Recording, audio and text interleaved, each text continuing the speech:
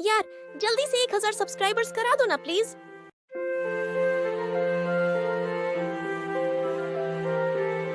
एक विशाल राज्य में एक बुद्धिमान राजा रहता था, जो अपनी जिज्ञासा और अपने लोगों से प्रेम के लिए जाना जाता था।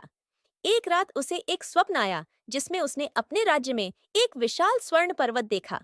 स्वप्न में उसने खुद को उस पर्वत के शिखर पर खड़ा देखा, सोने से लदा हुआ, और उसका राज्य सूर्य की भांति चमक रहा था।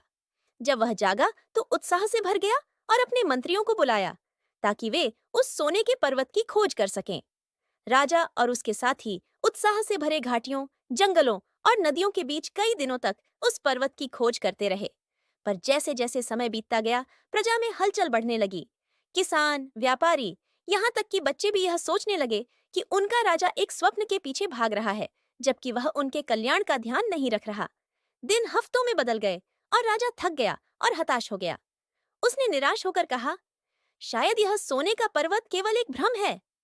उसी शाम एक वृद्ध किसान उसके पास आया। उस व्यक्ति का स्वभाव शांत और विनम्र था, और उसके हाथ में एक साधारण रोटी थी।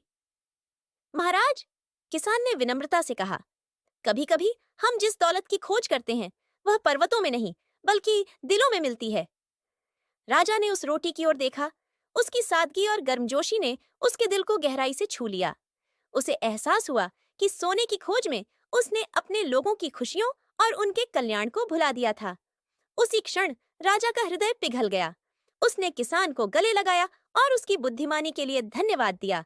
उसने तय किया कि अब वह घर लौटेगा। राजा ने अपने संसाधनों का उपयोग सोने को खोजने में नहीं, बल्कि अपने लोगों की भलाई में लगाया।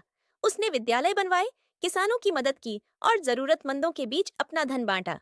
कुछ समय बाद उसका राज्य समृद्ध हो गया और वह विनम्र राजा के नाम से प्रसिद्ध हुआ। हालांकि उसने कभी सोने का पर्वत नहीं पाया, लेकिन उसे उससे कहीं अधिक मूल्यवान चीज मिली, अपने लोगों का प्रेम और उनकी निष्ठा। और यही उसने समझा असली खजाना था। शिक्षा। विनम्रता से सच्चा ज्ञान प्राप्त होता है। असली दौलत दया, करुणा और दूसरों की सेवा में है। हे, अगर आपको हमारे स्टोरीज और कंटेंट पसंद आए तो सब्सक्राइब करना मत भूलना। आपका सपोर्ट बहुत जरूरी है। Thanks for being awesome.